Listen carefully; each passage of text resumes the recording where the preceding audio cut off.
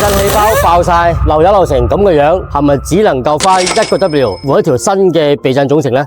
呢部12年嘅奔馳 S300避震已經完全趴低晒，車主仲專門從廣州趕過嚟問我呢部車嘅避震可唔可以維修？答案當然係可以啦。嗱，而家呢部車嘅兩條後避震呢，就已經拆咗出嚟，我哋大家一齊睇睇咩情況。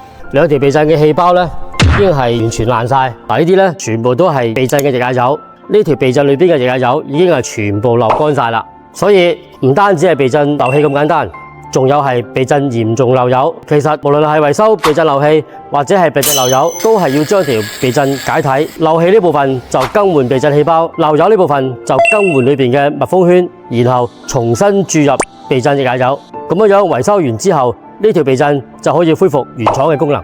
而且呢，整體嘅維修費用只需要更換避震總成嘅1/10。如果你嘅 Benz 都出現避震趴低嘅情況，特別係前避震趴低，因為如果你繼續開嘅話，打方向嘅時候，前輪就好容易頂到葉子板，造成不必要嘅損失。